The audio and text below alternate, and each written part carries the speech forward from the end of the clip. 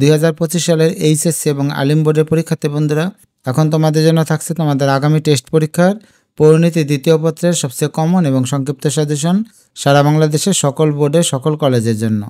পরিণতি দ্বিতীয় পত্রে যে শর্ট সিলেবাস, সেখানে অধ্যায় আছে 1, 2, 3, 4, 7 এবং 10।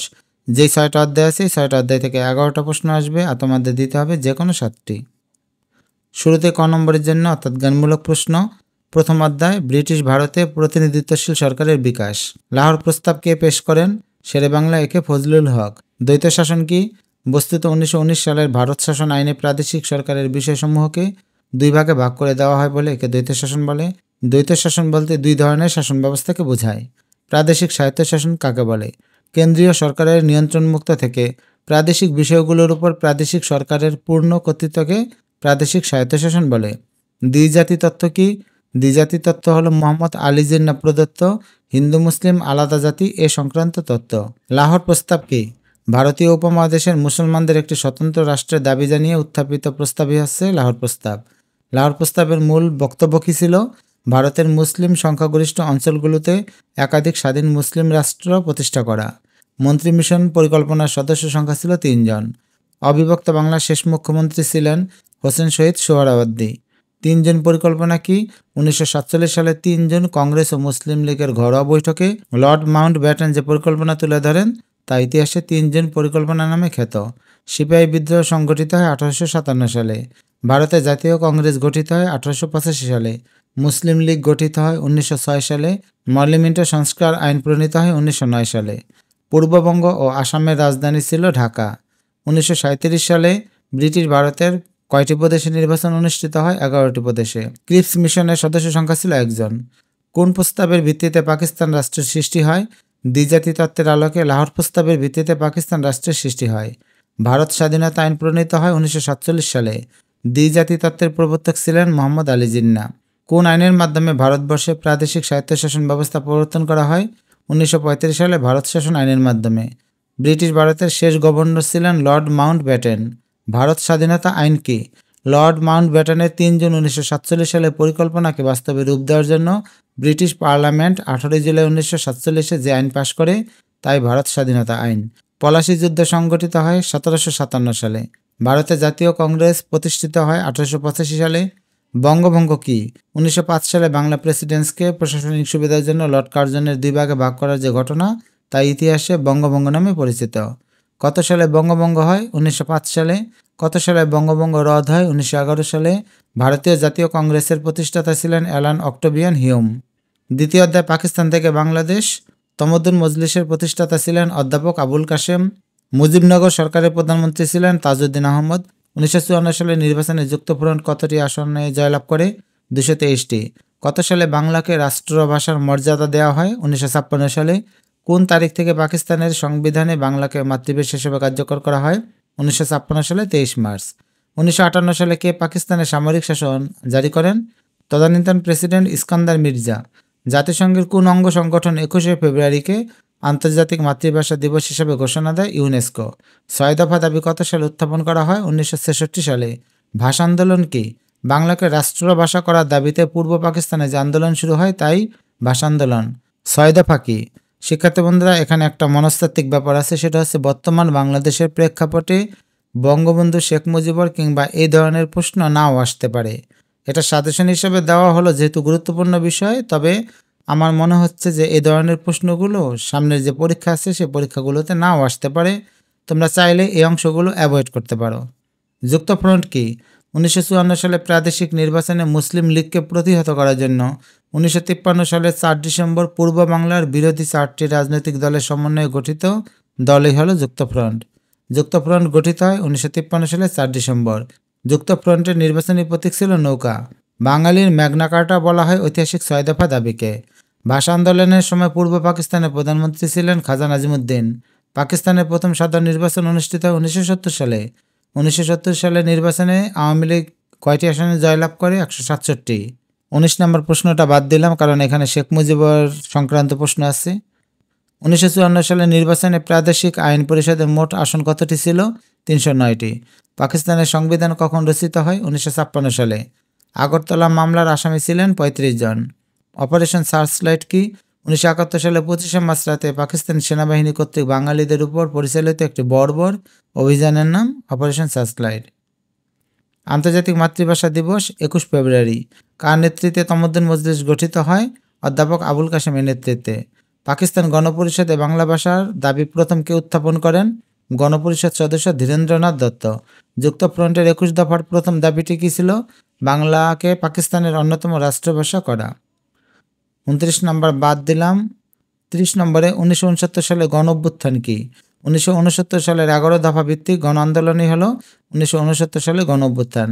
পাকিস্তানের প্রথম সামরিক শাসন কে জারি করেন? প্রেসিডেন্ট ইস্কান্দার মির্জা। গণ অভ্যুত্থান কী? 1969 সালে গণ অভ্যুত্থান হলো পশ্চিম পাকিস্তানের শাসক চক্রের কুশাসনের বিরুদ্ধে সে বছর পূর্ব পাকিস্তানে পরিচালিত তীব্র গণ আন্দোলন। শিক্ষার্থী বন্ধুরা, বাকি অংশগুলো এখানে তুলে ধরলাম। তোমরা শুধু বর্তমান পরিস্থিতি বা প্রেক্ষাপট বুঝে কোন প্রশ্নগুলো না আসতে পারে তা আইডিয়া করে সেগুলো বাদ দিতে পারো।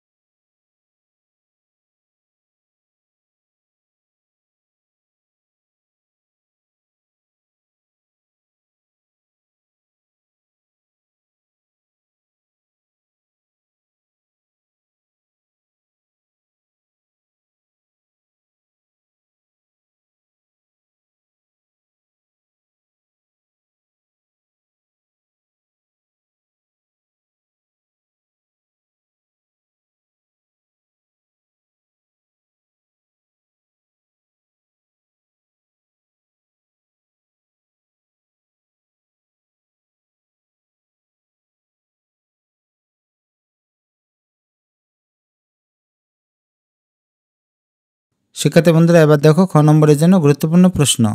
প্রথম অধ্যায়, দ্বৈত শাসন ব্যবস্থা বলতে কী বুঝো? লাহোর প্রস্তাব বলতে কী বুঝো? প্রাদেশিক স্বায়ত্তশাসন বলতে কী বোঝায়? লাহোর প্রস্তাবের মূল কথা কী ছিল? দ্বিজাতি তত্ত্ব কি ব্যাখ্যা করো? লাহোর প্রস্তাবের ভিত্তি ছিল দ্বিজাতি তত্ত্ব, ব্যাখ্যা করো। 1935 সালে প্রবর্তিত ভারতীয় প্রাদেশিক শাসন কীরূপ ছিল? বঙ্গভঙ্গ বলতে কী বোঝায়? 1947 সালের ভারত স্বাধীনতা আইনের গুরুত্ব ব্যাখ্যা করো। মুসলিম লীগ কেন গঠিত হয়েছিল? দ্বিতীয় অধ্যায়, ভাষা আন্দোলন বলতে কী বোঝায়? ভাষা আন্দোলন কেন হয়েছিল?